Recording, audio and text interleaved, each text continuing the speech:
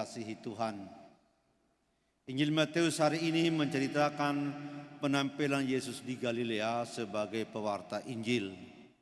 Sebagai pewarta Injil, Yesus telah melalui beberapa tahap. Pertama, dia dibaptis oleh Yohanes Pembaptis yang dikisahkan dalam Injil Matius pasal 3. Tahap kedua adalah menjalani masa puasa selama 40 hari 40 malam di padang gurun yang dikisahkan dalam Injil Matius pasal 1 pasal 4 ayat 1 sampai 11 sebagai masa pengujian.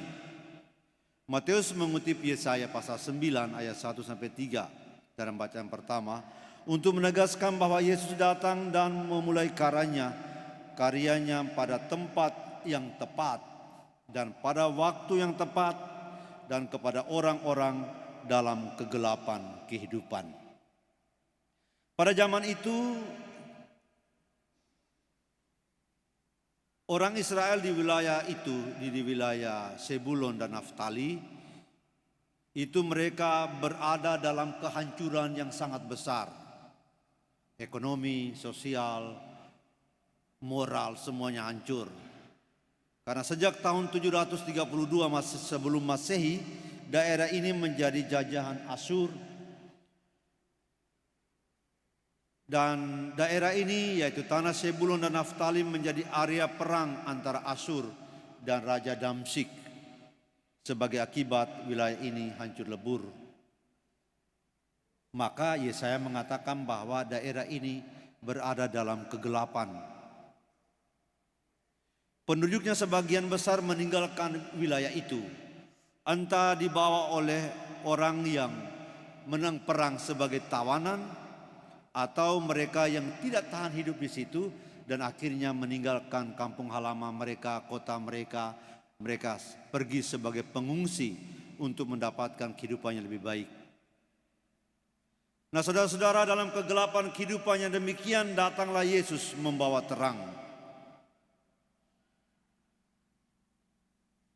Yesus datang di Kapernaum dan berdiam di situ, di tepi danau Galilea, dan disitulah sebenarnya daerah Sebulon dan Naftali yang mengalami kehancuran ketika perang zaman Nabi. Yesus datang di situ membawa terang untuk sungguh menerangi, memberi cahaya bagi hidup mereka, dan mereka harus bertobat sebagaimana diserukan oleh Yesus. Bertobatlah karena kerajaan sorga sudah dekat. Untuk tujuannya Yesus memanggil murid-muridnya yang pertama agar mereka itu membawa terang kerajaan Allah kepada orang-orang yang hidup dalam kegelapan. Para murid oleh Yesus dikatakan menjadi penjala manusia, yaitu mereka yang dalam kegelapan dosa berbalik kepada Allah melalui Kristus Yesus. Pertobatan itu juga menunjukkan pada persatuan umat Allah yang dikritik oleh Santo Paulus dalam bacaan yang pertama suratnya kepada jemaat di Korintus. Orang-orang Korintus mulai berbeda-beda karena ada rasul yang lain datang, Apolos dari Alexandria datang untuk mewartakan sukacita Allah, warta Injil. Maka orang-orang pengikutnya itu mengatakan mereka yang paling benar berdasarkan ajaran Apolos. Orang-orang yang mengikuti Paulus juga mengatakan kami yang paling benar. Tetapi ada juga yang berpegang teguh pada Kristus sendiri dan mengatakan kami yang paling benar. Terjadi perpecahan. Mereka ini dalam arti tertentu, dalam tanda kutip juga hidup di dalam kegelapan. Karena perpecahan itu, padahal mereka sudah sebagai orang yang percaya kepada Kristus. Santo Paulus menunjukkan bahwa dalam terang yang mengusir kegelapan itu, yang terpenting adalah cahaya Allah yang menerangi kegelapan. Bukan soal siapa yang berjasa, bukan soal Apolos yang berjasa, bukan soal Paulus yang berjasa, tetapi soal Kristus yang tidak terbagi. Dia yang memberikan dirinya secara utuh untuk keselamatan kita. Dan dia itulah cahaya yang datang di Kapernaum menurut Injil Matius tadi. Oleh karena itu ibu bapak dan saudara-saudara, kiranya pesan bagi kita yang pertama, kita zaman ini pun dapat hidup di dalam kegelapan. Kegelapan menunjuk pada kuasa kejahatan dalam hidup kita. Bila masih sering ada kebencian, walaupun sedikit saja dalam hati kita. Kalau kita masih susah untuk memaafkan orang, apalagi dalam rumah kita sendiri. Kalau kita masih sering berlaku tidak adil pada suami, pada anak, pada istri, pada tetangga, pada sepupu, pada saudara. Semuanya itu menjadi tanda bahwa kita masih dalam kegelapan. Mungkin tidak terlalu gelap, tapi remang-remang. Sehingga kita susah untuk menentukan apakah yang baik atau tidak baik. Apakah ini patut atau tidak patut untuk kita lakukan. Kita tidak bisa menjadi begitu menafikan bahwa kita tidak sampai ke arah itu, tidak.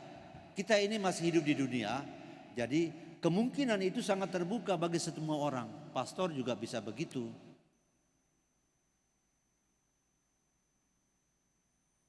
Itu yang pertama. Jadi kita harus menyadari ini bahwa kita juga bisa hidup dalam kegelapan. Yang kedua, Yesus berupaya untuk mengalahkan kegelapan dengan datang dalam hidup manusia. Di tepi danau Galilea zaman itu pusat kehidupan orang-orang Israel. Di situ orang berkumpul karena hidup mereka sebagai nelayan. Mereka mengais rezeki dari danau, dari laut, dari air laut, dan kemudian ada proses jual beli di tepi danau itu. Banyak orang di situ. Yesus datang di situ menemui orang. Dalam hidup orang-orang itu Yesus datang masuk ke dalam hidup mereka.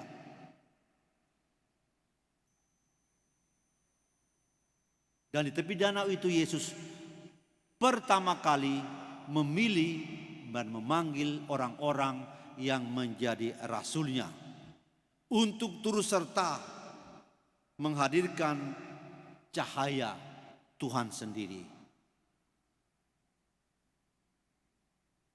Itu karena Yesus peduli dengan kehidupan orang-orang yang tadi Yesaya bilang hidup dalam kegelapan itu, dalam kehancuran.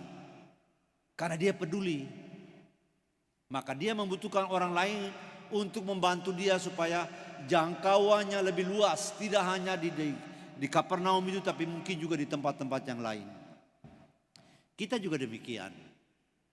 Dalam kegelapan hidup kita, kalau ada, Yesus tidak membiarkan itu terjadi.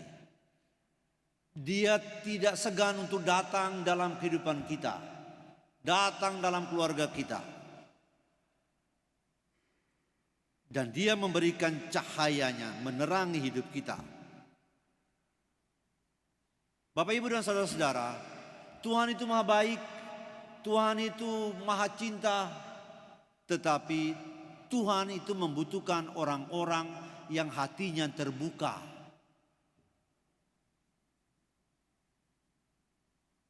Tuhan maha baik, tetapi seperti pintu rumah kita, kalau tidak terbuka, orang yang paling baik pun tidak akan pernah masuk di dalam rumah kita kalau kita tidak pernah membuka pintu. Demikian juga Tuhan. Kalau Tuhan itu maha kasih, maha baik. Tetapi kalau kita tidak pernah membuka hati kita, Tuhan juga tidak masuk ke dalam hidup kita. Oleh karena itu dengan kepercayaan penuh, kita harus mau dan rela untuk membuka hati kita dan membiarkan Tuhan masuk, rohnya masuk ke dalam hidup kita. Tetapi dengan iman dan kepercayaan, maka Tuhan akan mengubah kegelapan itu menjadi terang benderang dalam kehidupan kita.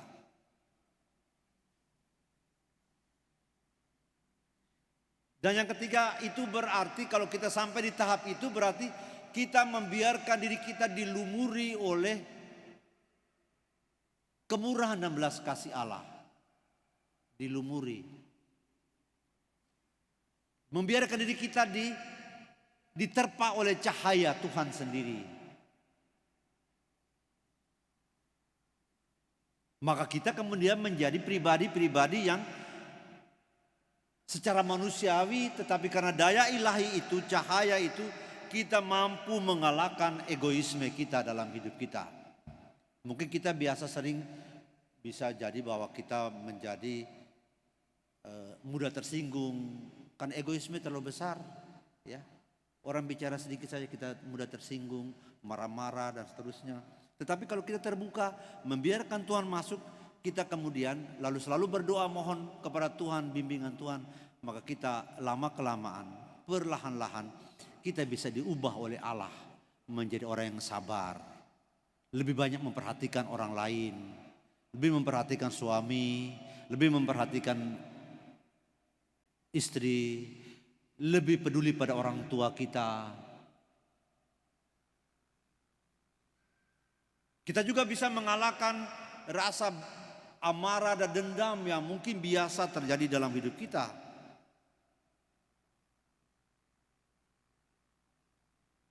Dan kalau itu terjadi Bapak Ibu dan Saudara, seperti Paulus menulis suratnya kepada jemaat di Galatia, yang ada dalam hidup kita hanyalah kasih, sukacita, damai sejahtera, kesabaran, kemurahan dan kebaikan. Maka hidup kita itu menjadi sukacita yang besar.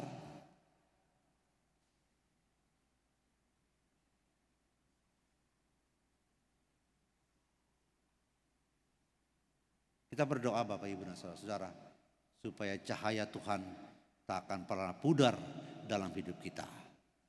Kebaikan dan kasih Allah menguatkan kita, dan itu membuat kita bertumbuh dalam iman menjadi orang-orang beriman yang tahu tentang kehadiran dan mengalami kehadiran Tuhan. Tuhan memberkati kita.